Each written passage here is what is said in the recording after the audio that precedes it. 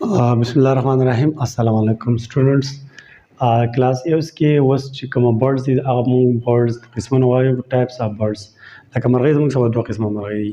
یو داسې مرغۍ دي چې په ځمکه باندې روانې منډې وهي، هغه الوتی نه شي، او بعضې داسې مرغۍ چې هغه په هوا کې الوزي. نو دغه الوتو یا د ګرځېدو په لحاظ سره موږ مرغۍ په دوه ګروپونو کې تقسیم کړلې چې یو ته موږ وایو فلایټلس برډز. فلایټلس برډز داسې مرغۍ چې دا به نشي الوتی. یو دی فلاینګ برډز، داسې مرغۍ چې هغه الوتی شي.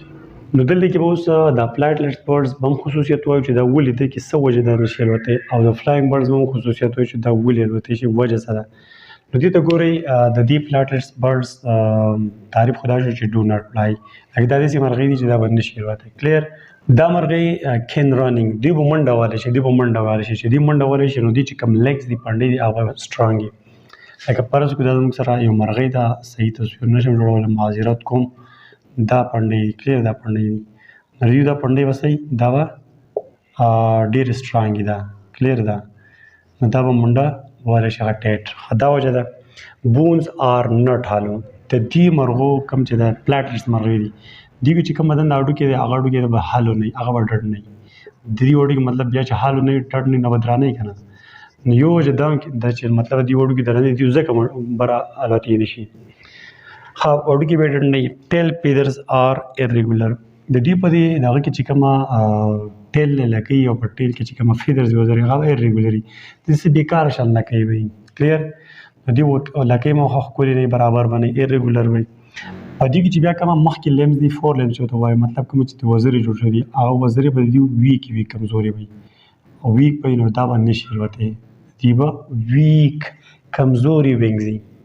ګوره مرغۍ چې په هوا کې الوزي په دې فور لیمز باندې الوزي که نه، فور وینګز باندې. نو چې چا کې کم فلاینګ برډز دي نو په هغه کې به هغه وینګز وي، هغه سټرانګ وي، سټرانګ وینګز. خو په دې رننګ برډز کې یا فلایټلس برډز کې چې کم لیګز دي هغه څه شی دی، دا وینګز ته هغه وینګز به ناټ سټرانګ، هغه مضبوط نه وي. مضبوط نه کېدای چې دا ویډیو مالوتی شو. د دې مثالونه خو ډېر شی دي. آسټریچ یو مرغۍ ده چې دا ډېره غټه مرغۍ ده او دا په ځمکه باندې منډه وهي، ډېر سپیډ سره دا منډې وهي خو الوتی نه شي. یو کیوي یو مرغۍ ده، دا منډه نه شي الوتی نه شي، منډه وهي. او پیجن دا بل یو مرغۍ ده، دا هم منډه وهلی شي. اوس د فلاینګ برډز خبرې کوو چې لکه دوی الوتی ولی شي. کین فلای تعریف خو دا چې دا کین فلای دی الوتی شي، دا اسانه خبره ده. دوی چې الوتی شي نو چې کوم وینګز دي هغه سټرانګ دي، وینګز د دې وینګ سټرانګ دي، وزرې به د دې سټرانګ دي. ګوره دوه خبرې، یو وزرې دي، یو بڼکې دي، په پښتو کې ورته دا وایي. نو په بڼکې باندې دوی جسم کوري، یو قسم کپړې دي، ټیک ده. او په وینګز باندې به دوی داسې وهي به والوزي به. فلاینګ برډز کې به وینګز سټرانګ وي، د دوی جسم به سټریم تاسو ته مو بار ویلی د جسم به داسې داسې کلیر داسې د دوی به سټریم، دلته به هوا په دې باندې ځای کې بره به ځي او د دوی جسم به داسې د دوی جسم به داسې ښه سټریم لایک نه وي. دوی کې به کیل دي. کیل خبر مه تاسو وکړه، لکه فرض کړه دا سټرنم دی او په دې سټرنم پسې بیا مسلز دي، اټۍ شي. سټرنم د سینې چې کوم هډوکی په هغه پسې څه شي اټۍ شي، مسلز. نو په دې کې به کیل وي. نو دې کیل هغه ته چې سټرنم پسې مسلز اټۍ شي نو دې په مدد سره بیا ښې ښکلې الوتی شي. او ټیل فیدرز ویل ډیولپ، په دې کې چې بیا کومه لکۍ هغه وزري هغه ښکلې ویل ډیولپ وي، کلیر ښکلې وزرې به دي. وزرې نه سورې بڼه کې د فیدرز دي.